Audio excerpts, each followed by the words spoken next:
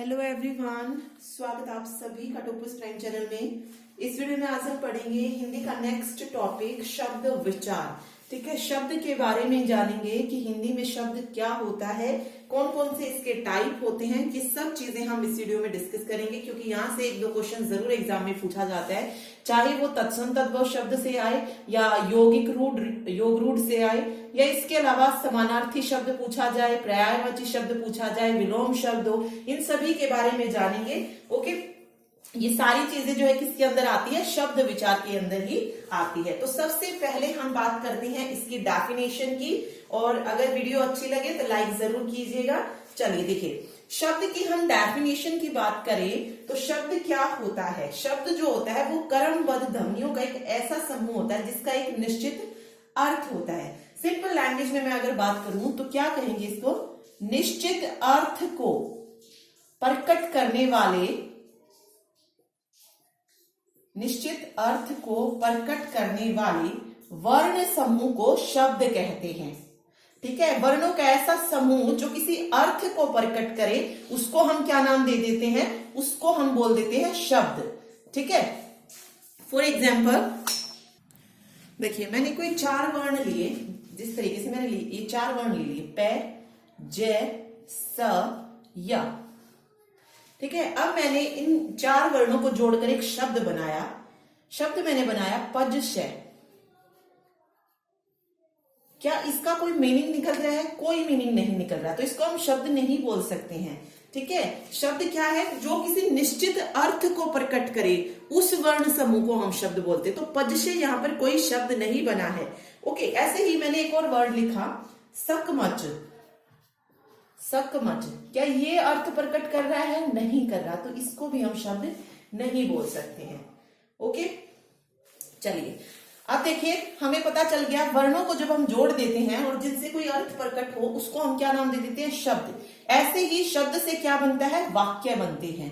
शब्द से क्या बनते हैं, वाक्य। जब हम शब्दों को जोड़ देते हैं, शब्दों का समूह बना देते हैं, तो हमें क्या मिलता है, एक वाक्य मिलता है। फॉर एग्जाम्पल मैंने लिखा गाय खेत में है।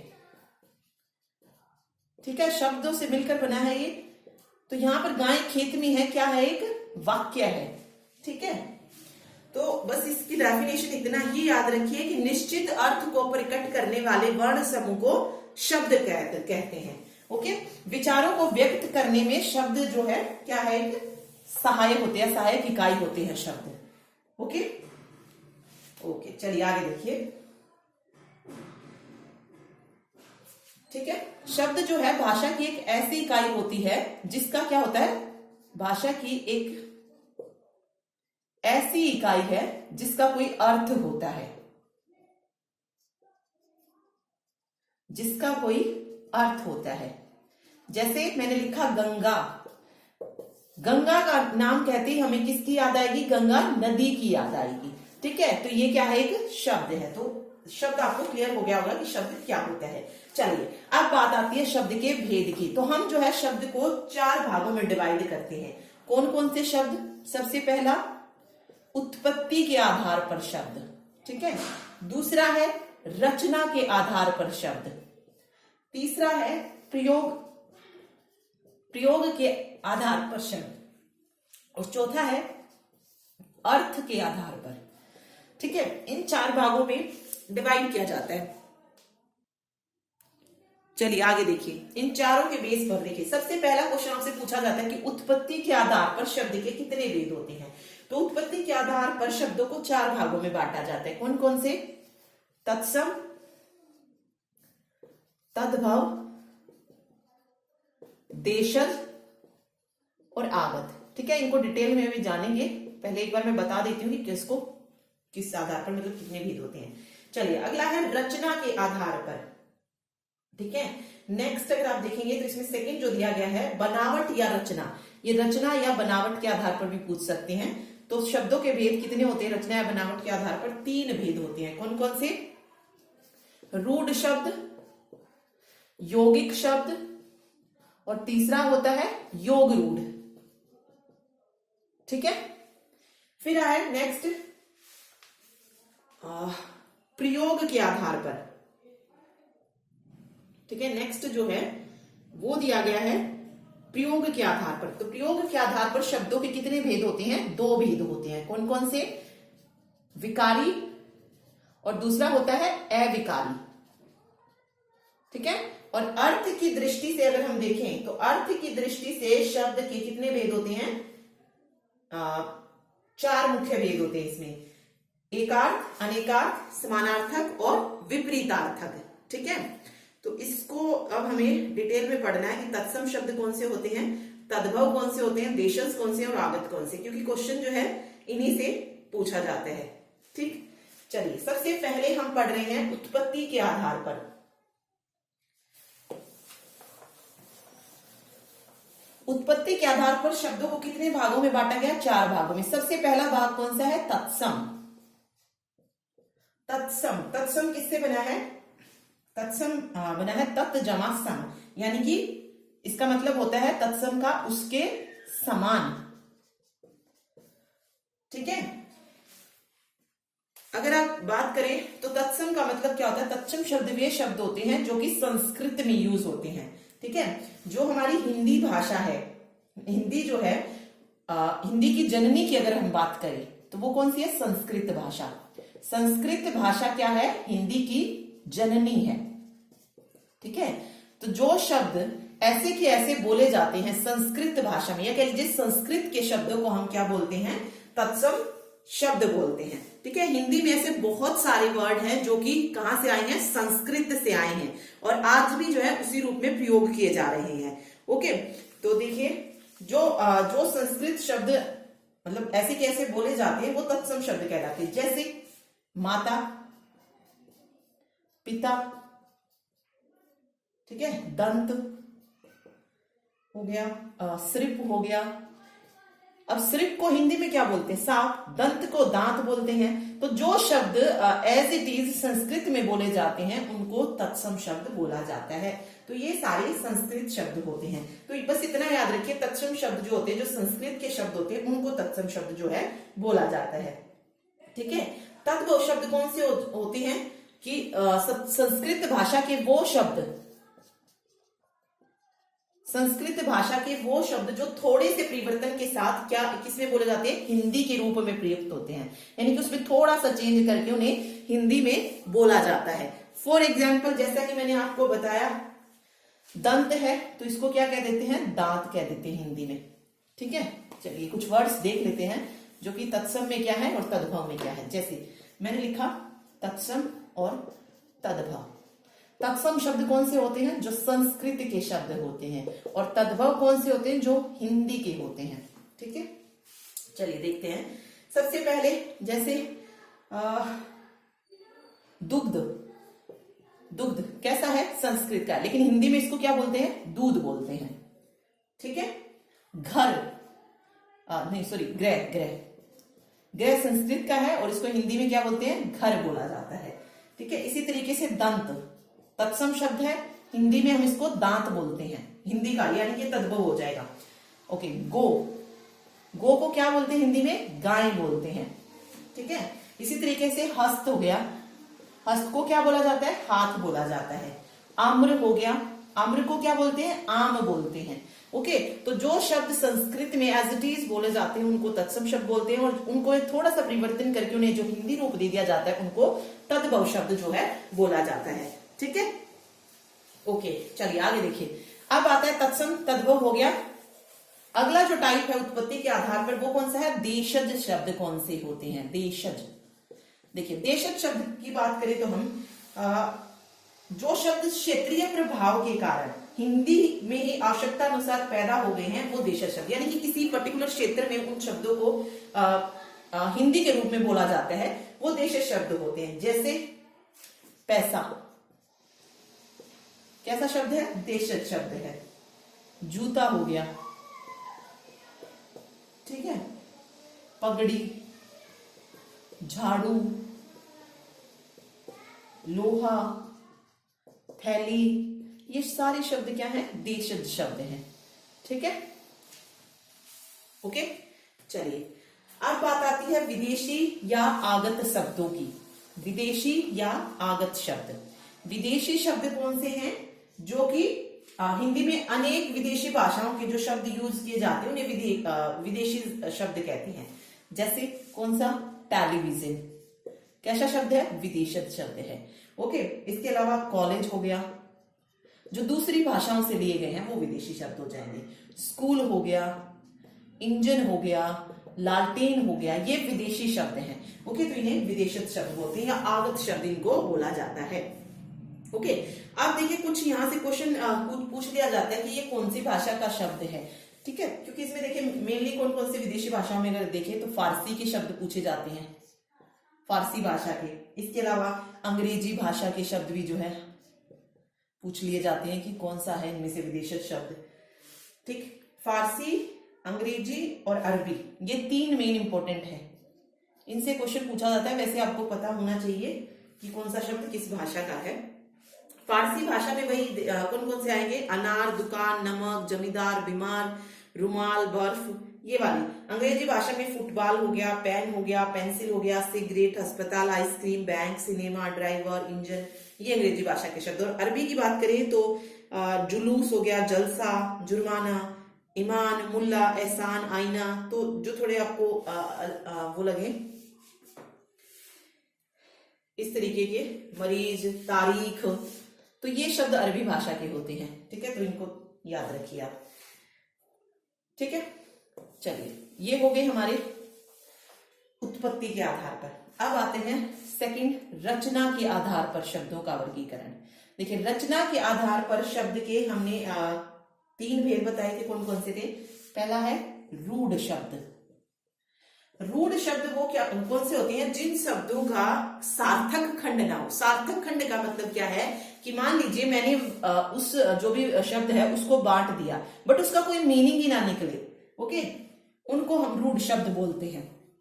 तो या आप कह लीजिए कि जिन शब्दों का मतलब अलग करने पर उनका कोई जब अर्थ ना निकले उनको रूढ़ शब्द बोला जाता है। ठीक, जैसे चावल, इसको डिवाइड करके देखते हैं किस तरीके से होगा। 4 जमा वल, क्या कोई अर्थ निकल रहा है इनका? नहीं निकल रहा, तो ये कैसा शब्द हो जाएगा? रूढ़ शब्द हो जाएगा। ठीक है, दिन, दिन को अगर हम डिवाइड कर भी देते हैं, अलग कर भी देते हैं, ब्रेक कर देते हैं अगर इसको, क्या कोई मीनिंग निकलेगा? नहीं। तो इसकी डेफिनेशन हो जाएगी, जिन शब्दों के सार्थक खंड न हो सके और जो अन्य शब्दों के मेल से ना बने हो उन्हें रूढ़ शब्द जो है बोला जाता है। ओके, इसके अलावा और भी एग्जाम्पल है। आदमी, आदमी को डिवाइड करेंगे आद जमा मी, कोई अर्थ नहीं, तो वो रूढ़ शब्द है। इसके अलावा घोड़ा, घो जमा डा, कोई अर्थ नहीं, तो रूढ़ शब्द है। ठीक है, तो जब हम इसको विच्छेद करते हैं या इसको अलग करते हैं तो कोई मीनिंग नहीं निकले तो वो रूढ़ शब्द जो है हो जाएंगे। ठीक है, और ये जो है अन्य शब्दों के मेल से नहीं बने होते हैं। चलिए अगला शब्द है रचना के आधार पर, कौन सा? यौगिक शब्द। यौगिक, यौगिक का मतलब क्या होता है? देखिए यौगिक का अर्थ है मेल से बना। ठीक है, जो 2 या 2 से अधिक शब्दों से मिलकर बनता है उसको यौगिक शब्द बोलते हैं। यानी कि अगर हम उन शब्द को अलग भी कर लेते तो उनका एक अलग अलग मीनिंग जो है जरूर होगा। ओके, चलिए देखिए एग्जाम्पल देख लेते हैं इसमें यौगिक शब्द में। राजपुरुष, राजपुरुष, अगर मैं इसको ब्रेक करती हूं ऐसे, राज जमा पुरुष, ऑब्वियस है दोनों का मीनिंग निकल रहा है, पुरुष का अलग मीनिंग, राज का अलग मीनिंग, तो ये कैसा हो जाएगा? यौगिक शब्द हो जाएगा। ठीक है, अब मैंने लिखा सामाजिक, तो समाज जमा एक, तो ये भी 2 शब्दों के मेल से बना है, तो वो भी क्या है? यौगिक। तो जो शब्द 2 या 2 से अधिक शब्दों के से मिलकर बनता है उन्हें यौगिक शब्द बोलते हैं। ठीक है, अब यौगिक शब्दों में आप ये देखिए, राज जमा पुरुष तो ठीक है, लेकिन समाज जमा इक, इसमें इक का तो कोई मतलब नहीं निकला, ये आएगा दिमाग में बात। लेकिन ये चीज आप याद रखिए, इसमें 3 कैटेगरीज आती हैं। फर्स्ट है 2 मूल शब्दों को जोड़कर, 2 मूल शब्द, राज और पुरुष 2 अलग अलग शब्द थे। एक इसमें दूसरी कैटेगरी होती है प्रत्यय जोड़कर, प्रत्यय जोड़कर कोई शब्द बनाया जाए, और तीसरी होती है उपसर्ग जोड़कर अगर कोई शब्द बनता है तो वो भी कैसा होता है? यौगिक शब्द होता है। फॉर एग्जाम्पल मैंने लिखा विनाश, विनाश, तो वी जमा नाश, ये भी कैसा है? यौगिक शब्द है। ऐसे मत कर देना कि विनाश कोई शब्द है और आपने इसको तोड़कर देखा तो नाश का तो मीनिंग निकल रहा है बट वी का कोई मीनिंग नहीं निकल रहा है, तो आप उसको रूड समझ लें। ठीक है, तो इसमें ये तीनों कैटेगरीज आप याद रखिए। ऐसा भी हो सकता है कि दोनों शब्दों का अपना अपना एक अलग अर्थ हो, प्रत्यय जोड़कर भी कोई शब्द बना हो या उपसर्ग जोड़कर कोई शब्द बना हो, वो तीनों ही शब्द किस कैटेगरी में आएंगे, यौगिक शब्द की कैटेगरी में आएंगे, ना कि रूढ़ की। ओके, तो ये पॉइंट आपको इसमें याद रखना है। चलिए अब बात करते हैं हम योग रूढ़ की। योग रूढ़ किससे बना है, यौगिक प्लस रूढ़, योग रूढ़। अब देखिए इसमें क्या है, यौगिक की डेफिनेशन क्या थी, जो दो या दो से अधिक शब्दों से मिलकर बना है। ओके, ये भी क्या है, जो दो या दो शब्दों से मिलकर बना होता है, लेकिन जब इसका हम अर्थ निकालते हैं तो उसका एक अलग ही मीनिंग जो है निकलता है। ओके, उसको हम योग रूढ़ शब्द बोलते हैं। फॉर एग्जाम्पल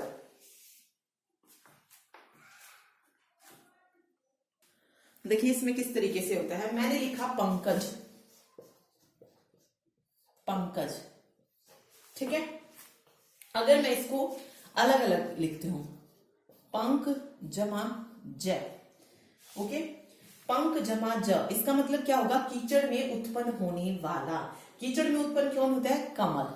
ठीक है, तो कमल यहां पे क्या हो गया, रूढ़ हो गया, तो इसीलिए पंकज क्या हो जाएगा, योग रूढ़ हो जाएगा। मतलब क्या है इसमें कि जब हम वो शब्द जो है उसका जब अर्थ निकालते हैं तो वो किसी और ही अर्थ को दर्शाता है।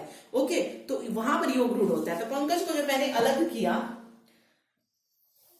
तो उसका मीनिंग जो निकल के आया वो था कीचड़ में खिलने वाला, यानी कि कमल। और कमल क्या है, एक रूढ़ शब्द है। तो ऐसे शब्द जो होते हैं उनको हम क्या नाम दे देते हैं, योग रूढ़ का नाम दे देते हैं। ऐसा ही एग्जाम्पल है, जैसे पीताम्बर हो गया, पीताम्बर, पीत जमा अंबर। ठीक है, या लंबोदर हो गया, देशमुख हो गया, नीलकंठ हो गया, ये सारे शब्द क्या हैं, योग रूढ़ शब्द हैं। ओके, चलिए ये हो गया। अब बात करते हैं तीसरा जो टाइप था वो था प्रयोग के आधार पर। प्रयोग के आधार पर शब्द के कितने भेद हैं, तो प्रयोग के आधार पर शब्द के दो भेद हैं। कौन कौन सा, विकारी शब्द और दूसरा है अविकारी शब्द। ठीक है, ये दो शब्द हैं प्रयोग के आधार पर। ठीक है, अब विकारी शब्द का मतलब क्या होता है, विकारी शब्द कौन से होते हैं, विकारी शब्द वो शब्द होते हैं जो शब्द भाषा में प्रयोग किए जाने पर लिंग, वचन और कारक के कारण अपना रूप नहीं बदलते हैं। ये डेफिनेशन याद रखिए, सिंपल आपसे डेफिनेशन से भी क्वेश्चन पूछ लिया जाएगा। तो जो शब्द भाषा में प्रयोग किए जाने पर, मतलब कोई ऐसा शब्द मैंने उस भाषा में प्रयोग किया बट उसने उसके ना लिंग पर, ना वचन पर, ना ही कारक पर कोई मतलब परिवर्तन नहीं आया, अपना रूप जो है वो नहीं बदलते हैं, तो उन्हें अविकारी शब्द कहते हैं। फॉर एग्जाम्पल, बदल लेते हैं, इसमें क्या होता है, बदलते हैं, इसमें क्या करते हैं, बदलते हैं रूप। अविकारी में नहीं बदलता है रूप। ठीक है, फॉर एग्जाम्पल देखते हैं, एग्जाम्पल लेके देखते हैं। देखिए सबसे पहले मैंने एग्जाम्पल लिया, लड़का दौड़ रहा है, लड़का दौड़ रहा है। ठीक है, इसमें अगर मैं चेंज कर दूं, लड़के दौड़ रहे हैं, ये क्या हो जाएगा, वचन परिवर्तन हो रहा है, तो ये विकारी शब्द हो जाएंगे। ओके, इसमें किसका परिवर्तन हुआ, लड़का था लड़के हो गया, किसका परिवर्तन हुआ, वचन का परिवर्तन हुआ है। ओके, ऐसा ही एक दो और एग्जाम्पल लेके देखते हैं कि किस तरीके से वो अफेक्ट करता है। मैंने लिखा लड़के के लिए आम लाओ, लड़के के लिए आम लाओ, और एक मैं लिखूं लड़कों के लिए आम लाओ।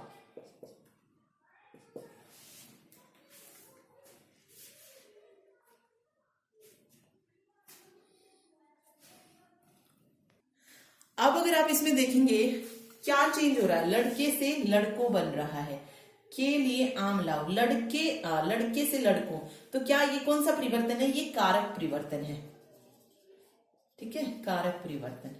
जब हम मैंने बोला था लड़का, सॉरी क्या था, लड़का दौड़ रहा है, तो लड़का से क्या बना लड़की, लड़का लड़के, वचन परिवर्तन हो रहा था, तो वहां पर वचन परिवर्तन था। तो ये क्या होते हैं, सॉरी क्या बोलते हैं इनको, विकारी शब्द बोलते हैं। ऐसे ही अगर होता लड़के के लिए आम लाओ, या फिर दूसरा लेते सेंटेंस, लड़का पढ़ रहा है, लड़का पढ़ रहा है, और इसी को मैं चेंज कर देती, लड़की पढ़ रही है। इसमें क्या परिवर्तन हो रहा है, लिंग का परिवर्तन हो गया, लड़का से क्या हो गया, लड़की हो चुकी है। ओके, तो ये क्या है, लिंग परिवर्तन हो जाएगा। ओके, तो इनको हम क्या बोलते हैं, विकारी शब्द। विकारी शब्द के 4 भेद होते हैं, याद रखिए। कौन कौन से होते हैं विकारी शब्द के 4 भेद? संज्ञा, ठीक है, सर्वनाम, विशेषण और क्रिया। ये क्वेश्चन भी पूछ सकते हैं कि विकारी शब्द के कितने भेद होते हैं। तो विकारी शब्द के 4 भेद होते हैं, ये याद रखिए। कितने भेद होते हैं? 4 भेद होते हैं, संज्ञा, सर्वनाम, विशेषण और क्रिया। ठीक है, अब बात करते हैं अविकारी शब्द।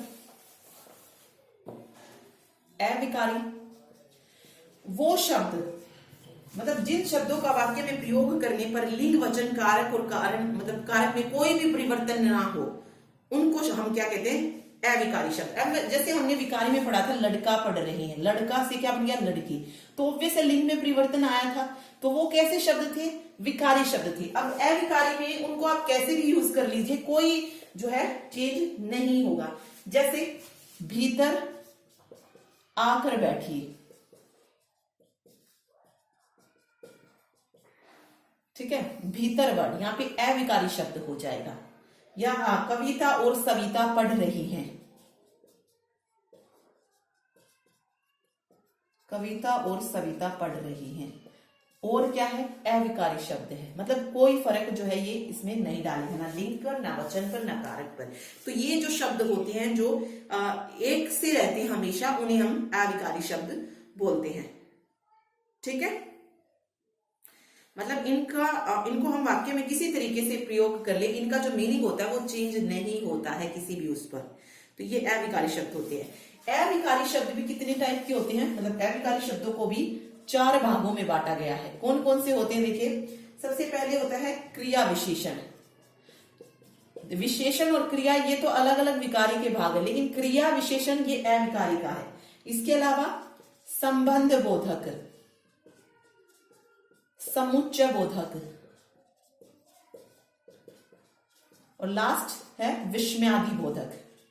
ये जो है ये किसके टाइप हैं, अविकारी शब्द के भाग हैं। तो अविकारी शब्द को भी 4 भागों में बांटते हैं, क्रिया विशेषण, संबंध बोधक, समुच्चय बोधक और विस्मयादि बोधक। ठीक है, तो डायरेक्ट क्वेश्चन आता है विकारी शब्द के कितने भाग होते हैं या अविकारी शब्दों के कितने भाग होते हैं, तो ये चीज आप याद रखिए। लास्ट जो बचा इसमें शब्द का भेद, वो कौन सा है, अर्थ के आधार पर। अर्थ के आधार पर, अर्थ के आधार पर जो है शब्द के कितने भेद होते हैं, 5 भेद होते हैं। कितने भेद होते हैं, 5 भेद। कौन कौन सा, देखिए अगर हम वैसे देखें तो अर्थ को हम ना 2 कैटेगरीज में डिवाइड करते हैं। एक होता है सार्थक शब्द, जिन शब्दों का कोई अर्थ निकले, और दूसरा होता है निरर्थक शब्द, यानी कि जिन शब्दों का कोई अर्थ ना निकले वो निरर्थक शब्द होते हैं। ठीक है, इसी तरीके से हम सार्थक शब्द को फिर आगे डिवाइड करते हुए जाते हैं। सार्थक शब्दों में अगर हम बात करें तो सार्थक शब्द में 5 टाइप आते हैं, निरर्थक में नहीं आता, बस इतना ही याद रखिए। सार्थक शब्द के ही 5 भेद होते हैं। कौन कौन से देखते हैं, देखिए सबसे पहले जो आता है वो आता है एकार्थी शब्द। तो सार्थक शब्द, सार्थक निरर्थक आपको पता लग गया होगा क्या होता है। फिर सार्थक शब्दों को 5 भागों में डिवाइड किया जाता है, जिसमें सबसे पहला होता है एकार्थी। एकार्थी शब्द का मतलब क्या होता है, मतलब वो शब्द जिसका केवल एक अर्थ हो। क्या हो, जिसका केवल एक अर्थ हो, क्योंकि ऐसे बहुत से वर्ड होते हैं जिनके 2-2 मीनिंग होते हैं, तो वो अलग होते हैं। तो जिस शब्द का केवल क्या हो, एक ही अर्थ निकले, उसको हम एकार्थी शब्द बोलते हैं। जैसे गंगा, एक ही शब्द है, एक ही अर्थ है इसका। दिल्ली, ये भी कैसा शब्द है, एकार्थी शब्द है। इसके अलावा राधा, मार्च, ऐसा तो है नहीं कि मार्च महीने का भी नाम है और मार्च किसी और चीज का भी नाम है, तो मार्च जो है ये कैसा हो जाएगा, एकार्थी शब्द हो जाएगा।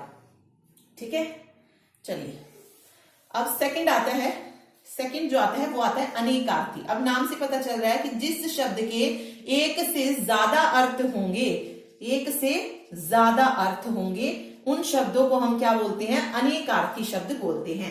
फॉर एग्जाम्पल कर, कर का मतलब क्या होता है, टैक्स होता है, इसके अलावा क्या होता है, हाथ होता है।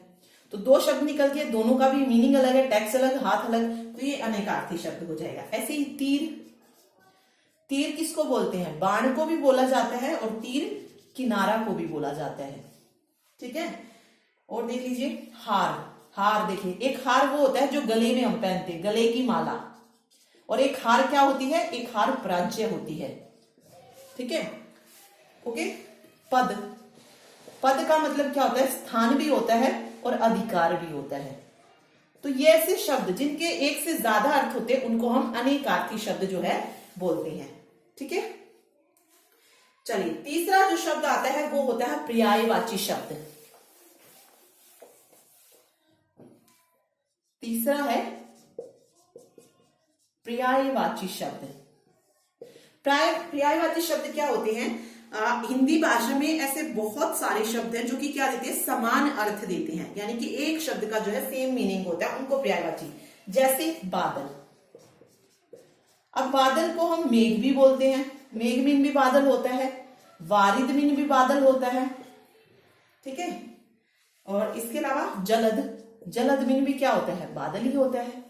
तो एक चीज के कितने सारे नाम हो गए, ये जो शब्द होते हैं इनको पर्यायवाची शब्द जो है वो बोला जाता है। ठीक है, तो वो शब्द जो कि समान अर्थ देते हैं उनको हम पर्यायवाची शब्द बोलते हैं। जैसे आकाश हो गया, आकाश को हम क्या क्या बोलते हैं, नभ, मतलब सेम मीनिंग होता है, गगन का भी वही मतलब होता है, आसमान का भी वही मतलब होता है। ओके, फूल हो गया, फूल को हम क्या क्या कहते हैं, पुष्प भी कहते हैं, सुमन भी बोलते हैं और प्रसून भी बोलते हैं, प्रसून। तो ये पर्यायवाची शब्द हो जाएंगे। ओके, चलिए फोर्थ जो शब्द होते हैं वो होते हैं विलोम शब्द। विलोम शब्द का मतलब क्या है, अपोजिट वाले, यानी कि विपरीत अर्थ का जो बोध कराए। विलोम शब्द मीन्स विपरीत अर्थ हो जिनका। जैसे जय, जय माने जीत होता है और पराजय माने हार होता है, तो जय पराजय। दिन रात, ठीक है, पाप पुण्य, ये विलोम शब्द हो जाएंगे। ठीक है, एक और शब्द जो लास्ट में इंपॉर्टेंट है वो है समरूपी भिन्नार्थक शब्द। 5वें नंबर पे आते हैं समरूपी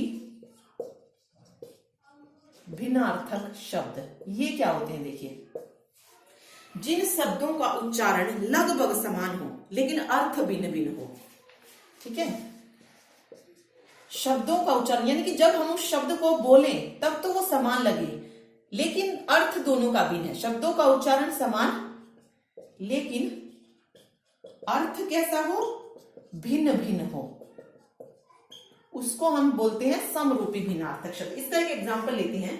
जैसे मैंने बोला आदि, अब ये भी आदि होगा जिसपे छोटी ई होगी और ये भी आदि होगा जिसपे बड़ी ई होगी। बोला दोनों को आदि जाएगा, यानी कि उच्चारण जो है वो बिल्कुल सेम है लेकिन दोनों का मीनिंग अलग है। जो पहले वाला आदि है इसका मतलब क्या होता है, प्रारंभ, यानी कि स्टार्ट करना कोई चीज को। ओके, और इस आदि का मतलब क्या है, आदतन, मतलब किसी चीज की जब आदत पड़ जाती है, आदि हैबिचुअल से रिलेटेड हो गया ये, तो ये वो आदि हो गया है। ठीक है, क्या ओके, हैबिचुअल मतलब कोई चीज हैबिट जब बन जाती है तो ये उस आदि से रिलेटेड हो जाएगा। ऐसे ही एक जो पेपर में बहुत बार पूछा जाता है, एक है प्रसाद, दूसरा है प्रसाद, प्रसाद होता है, प्रसाद। ठीक है, अब देखिए दोनों में बोलेंगे सेम तरीके से, प्रसाद प्रसाद। अब प्रसाद का मतलब क्या होता है, प्रसाद का मतलब होता है कृपा, और इस प्रसाद का मतलब क्या होता है, महल। ये पूछा भी जाता है एग्जाम में, मोस्ट इंपोर्टेंट है ये। ओके, याद रखिए, एक का मीनिंग कृपा, दूसरी का मीनिंग महल, तो ये समरूपी भिन्नार्थक शब्द होते हैं। ओके, तो इन चीजों को आप याद रखिए। ठीक है, तो आज का लेक्चर जो है यही था। शब्द कौन कौन से टाइप के होते हैं ये हमने जान लिया है कि शब्दों के टाइप कौन कौन से होते हैं। तो एक बार देख लेते हैं क्या क्या हमने पढ़ा है। फर्स्ट डेफिनेशन, निश्चित अर्थ को प्रकट करने वाले वर्ण समूह को क्या कहते हैं? शब्द कहती है। ठीक है, फिर है कि जब शब्द का प्रयोग वाक्य में किया जाए तो उसको हम क्या बोल देते हैं? पद कह देते हैं। जब शब्दों का प्रयोग किस में किया जाए? वाक्य में, क्योंकि वाक्य किससे बनता है? शब्दों से मिलकर। तो जब हम शब्दों का यूज वाक्य में करते हैं तो उसको हम क्या कहते हैं? उसको हम पद कहते हैं। हिंदी शब्दों का वर्गीकरण कितने, मतलब शब्द को कितने भागों में बांटा गया? 4 भागों में बांटा गया है अलग अलग। अर्थ के आधार पर हो गया सार्थक निरर्थक शब्द, बनावट के आधार पर रूढ़, यौगिक और योग रूढ़, उत्पत्ति के आधार पर तत्सम तद्भव देशज और आगत, और प्रयोग के आधार पर विकारी और अविकारी शब्द। तो यही था इस चैप्टर में, बाकी कुछ नहीं था। ओके, तो मिलते हैं नेक्स्ट वीडियो में नेक्स्ट टॉपिक के साथ। Thank you so much.